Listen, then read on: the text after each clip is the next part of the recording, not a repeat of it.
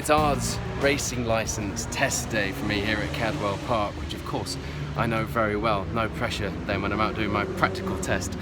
So the first thing you need to do if you're going to do your ARDS test to go motor racing is get a Go Racing pack from Motorsport UK. Even though I've held a rally licence for well over 10 years now, I still need to get one of these, and I actually still need to do the medical, which I'll have to do after my assessment and practical test today.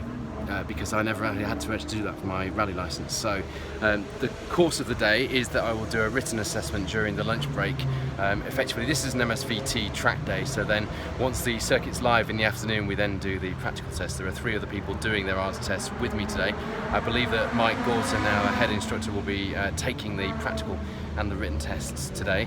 You need a road car with a H-pattern gearbox to do your ARDS test. I've picked track day's favourite, other than the Clio, Citroen Saxo VTR.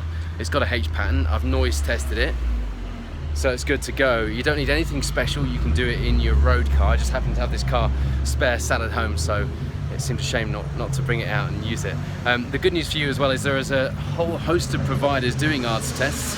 From my point of view, I know MSVT very well. I know how many people in that department actually race themselves, so they understand how important it is for the process to be easy for people doing their tests and how that information has to be put across.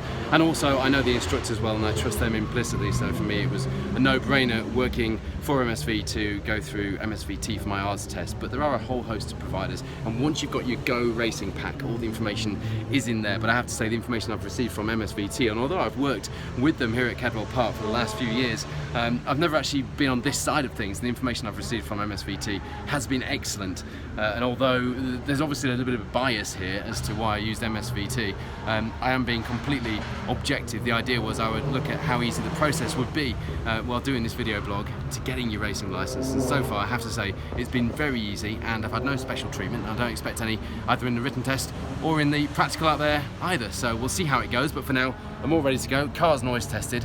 I think I've swatted up on my flags, which are so important, you can't get one of those wrong, and I've got my driving licence ready to sign on.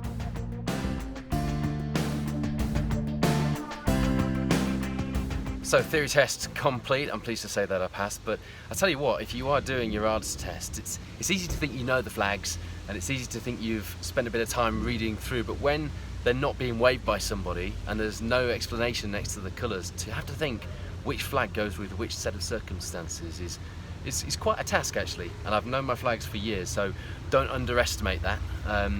But the whole process is designed as a bit of a course to give you an idea of what to expect, not only during the ARDS process, but the instructors are experienced in racing and in motorsport themselves, so they'll talk you through your first race meet and they give you a bit of a feel for what to do next, and the video that you get in your Go Racing pack as well doubles up on some of that information. So the whole process, having seen it from this side, is designed to really get you in the mode of racing, not just for passing some paper test and going out on a circuit, but really for assessing that you are somebody who is right at this moment in time to go racing.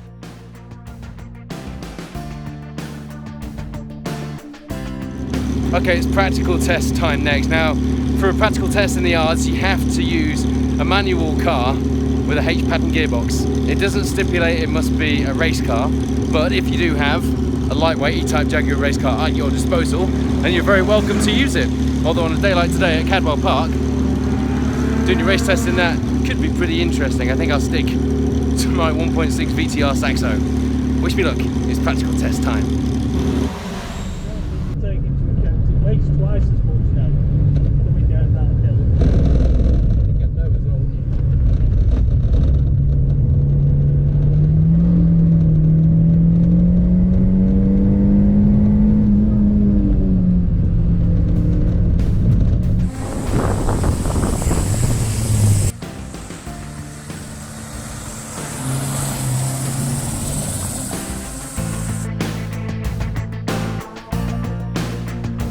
ARDS test done. This is Mike Gordon, who I mentioned earlier, our chief instructor at Motorsport Vision. So I think I've passed that, Mike, haven't I? Yeah, you have passed. I wasn't being presumptuous, he did tell me that on the way around, but this is a standard car and it's a wet track, so I'm not going to push it. We're going to come back in now and I'm going to do the medical and complete my test, and then we'll see what happens after that. But the experience of doing this was a lot different to what I expected actually, and one thing that it's shown me, and I didn't do this, but don't not take it too seriously.